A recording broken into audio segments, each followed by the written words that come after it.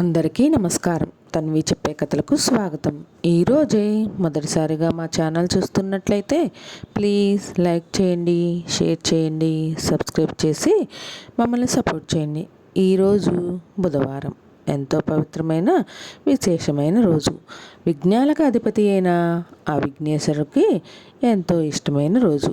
మరి ఇంతటి విశేషమైన రోజున ఈ కథ వింటే చాలు, జన్మల పాపాలు తొలగి కోటి జన్మల పుణ్యం లభిస్తుంది, సకల శుభాలు కలుగుతాయి, అన్ని పనుల్లోనూ విజయాన్ని సాధిస్తారు. మరి ఆ కథ ఏంటో ఇప్పుడు మనం ఈ వీడియోలో తెలుసుకుందాం. సుప్రశాంత సుప్రభాత సమయం. కైలాసగిరి శృంగాలకు బంగారు పూతలు పూస్తున్నాడు ఉదయభానుడు. పక్షుల కిలకిలా రావాలకు వంత పాడుతున్నాయి. గిరిగరి పాతాలు అందంగా ఆడుతున్నాయి నెమలి బాలలు. అటు ఇటు విహరిస్తున్నాయి లేడి కూనలు. రజతాత్రితుడై ఆసీనుడై ఉన్నాడు పరమేశ్వరుడు పార్వతీ సహితంగా. మనోహర సింహపీఠిపై ప్రమద గణాల స్తోత్ర పాఠాలు. నందీశ్వర భృంగీశ్వరుల బరాబరుల నడుమ ఉత్సాహంగా ఉల్లాసంగా పరిసరాలు పర్యవేక్షిస్తున్నారు గణేష కార్తికేయులు. ఆనందంగా ఆ ఇరువురిని చూస్తూ ఒక ప్రశ్న వేసింది ఉమాదేవి వరగభూషణునికి. స్వామి, మన ఇద్దరు కుమారుల్లో ఎవరు ఎక్కువ చతురమతి, సద్యస్మూర్తి ఎవరికి ఎక్కువ తెలుసుకోవాలని ఉన్నది అని అంది. దానికేం భాగ్యం, పరీక్ష పెడితే సరి. మందహాసంతో మహాదేవుడు తనయుల్ని తన దగ్గరికి పిలిచాడు. ఇరువురు వచ్చి వినమ్రులై నమస్కరించారు. ఏమి ఆనతి తండ్రి, కుమారులారా, మీలో ఒకరు సురగణాధిపతి, మరొకరు సర్వసైన్యాధిపతి.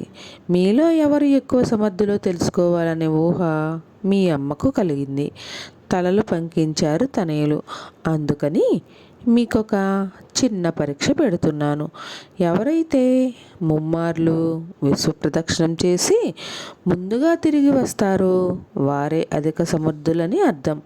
బయలుదేరిండు మరి అని అన్నాడు ఆ మహాశివుడు. ఓ, అదెంత పని, చిటికలో వస్తాను అన్నాడు కుమారస్వామి తన వాహనమైన నెమలిని పిలుస్తూ. ఇరువురు తల్లిదండ్రులకు నమస్కరించారు. ఆలోచనలోనుడై నిశ్శబ్దం వహించాడు మహాగణపతి. తనది పెద్ద శరీరం, పైగా తమ్మునిలాగా వేగవంతమైన వాహనమూ లేదు. అలాంటి పరిస్థితుల్లో ఎందుకు ఈ పరీక్ష పెట్టినట్టు? జననీ జనకులు, ఇది అసమానమైన పోటీ కదా, ఏదో అంతరార్థం ఉండే ఉంటుంది. ఏమిటిది? దీర్ఘంగా ఆలోచిస్తున్నాడు సునిశ్చిత బుద్ధికి నెలవైన గజాననుడు. తట్టింది.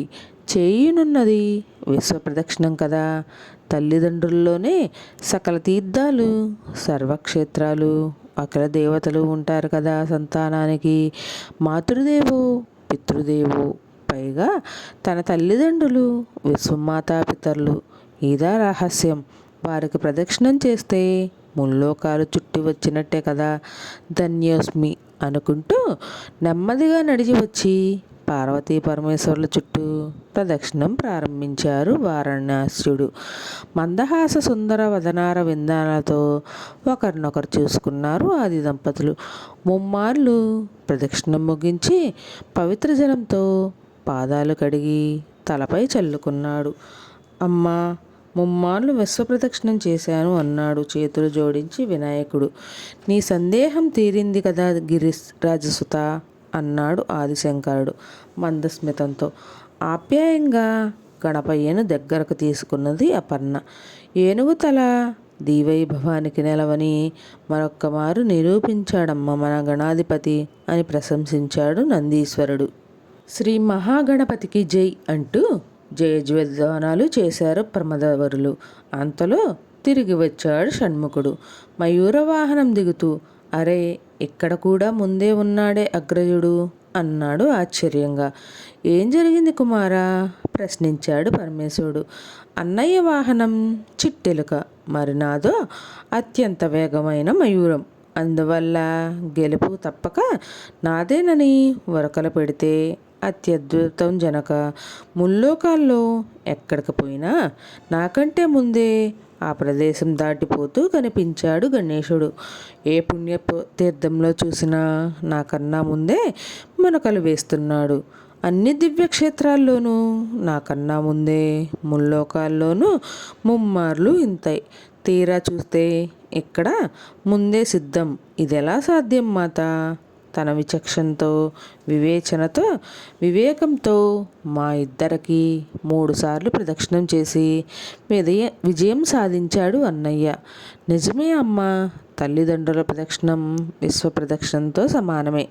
నా దూకుడు నన్నంత ఆలోచించనీయలేదు. నన్ను క్షమించు అన్నయ్య. లంబోదరుడివి, గజాననుడివి అయిన నీకంటే షణ్ముఖ సుందరుడిని నేనే గొప్ప అనే అహంకారం నాలో ఏదో ఒక మూల ఉన్నమాట నిజం. అది ఈనాటితో తీరిపోయింది. నాకు వివేకం ఉదయించింది. దేవగణాధిపత్యానికి నీవే నిజంగా అర్హుడివి. నా సర్వసైన్యాధిపత్యం నీ తర్వాతనే. జయహో వినాయక, జయహో వినాయక. ఆ తర్వాత తన మనసులో అన్నగారి పట్ల కలిగిన న్యూనత భావానికి ప్రతిక్రియగా ఘోరతపమాచరించి లక్ష గణపతి సాక్షాత్కారం పొందాడు కుమారుడు. ఆ తర్వాత వరద గణపతి వ్రతాన్ని సలిపి శ్రీ వినాయకుని వల్ల అమోఘ వరాలు పొందాడు. ఒకప్పుడు దండకారణ్యంలో పరాశర ముని దంపతులు ఆచరించిన విఘ్నేశ్వర వ్రతంలో వారు శ్రీ మహాగణపతికి సమర్పించిన 21 రకాల నైవేద్యాలను ఓ చిట్టెలుక 11 నెలల పాటు హాయిగా అరగించింది. పాపం మళ్ళీ నైవేద్యాలన్నీ తయారు చేసి పెట్టడం ఆ దంపతులకు ఆనవాయితీగా మారింది. నెలకోసారి ఇలా జరుగుతూ వచ్చిన ఆ మహాముని ఆగ్రహించలేదు. కానీ మహాగణపతి నైవేద్యాన్ని నెలకు స్వీకరించిన పుణ్యం మాత్రం చిట్టెలకు దక్కింది. ఇక వ్రత సమాప్తికి ఉద్యాపనకు సంబంధించిన 12వ మాసం రానే వచ్చింది. మళ్ళీ 21 విధాల నైవేద్యాలను సిద్ధం చేసి ఋషిపత్ని ఈ ఉద్యాపనకైనా గణపతికి పవిత్రంగా పొట్ట నిండా సమర్పించుకుందామనుకున్నది. అంతవరకు తమ బట్టలు కుట్టిన పట్టకు వచ్చిన కొద్దిపాటి పంటల మీద సకుటుంబపడి కొరికేసిన జీవకారుణ్యంతో సహించిన ఆమె ఈసారి మాత్రం ఎంతో జాగరూకతో వ్యగమూర్తి అయి చేత ఒక కర్ర ధరించి శ్రీ మహాగణపతి సన్నిధానానికి కాపలా కాస్తున్నది. అది గమనించాడు ఆగువు ఆనంద్యుడు. దశదిశాలు పర్యవేక్షిస్తున్న ఆమె చూపు చేతిలో కర్ర చూసి ఇక లాభం లేదని గణపతి పీఠం కింద మట్టి తోడుకుంటూ వచ్చి పూలు, పత్రి, పూజా ద్రవ్యాలు, ప్రసాదాల నడిమిగా తల ఎత్తి చూసి నైవేద్యం అంటనే అంటాడు. అంతకాలము ఎంతో సహనంతో భూదేవిలా వాడు పెట్టే కష్టాలన్నీ ఓచుకున్న మహాశాంతమూర్తి అయిన ఋషిపత్ని వ్రత సమాప్తిలో కూడా జరుగుతున్న ఈ విజ్ఞానాన్ని ఇక ఓర్చుకోలేకపోయింది. ఓరి దుర్మాత్మ, గర్వానికి, అహంకారానికి, అజ్ఞానానికి, స్వార్థానికి ప్రతిరూపమైన ఆగువై జన్మించి రాక్షస ప్రవృత్తితో ఎంతో కష్టపడి మేం చేస్తున్న శ్రీ మహాగణపతి వ్రతానికి 12 నెలల పాటు విఘ్నం కలిగిస్తూనే వచ్చావు. కాబట్టి నువ్వు రాక్షసుడివై జన్మించి ఆ దుర్గుణాలతోనే అలమటించు అని క్రోధంగా శపిస్తూ చేతికర్ర విసిరింది. ఆ మూషికంపై తలపై ఆ కర్ర దెబ్బ గట్టిగా తగలగా విలవిలా తన్నుకుంటూ విఘ్నేశ్వర ప్రతిమ పాదాలపైన పడి ప్రాణాలు విడిచింది ఆ చిట్టెలుక.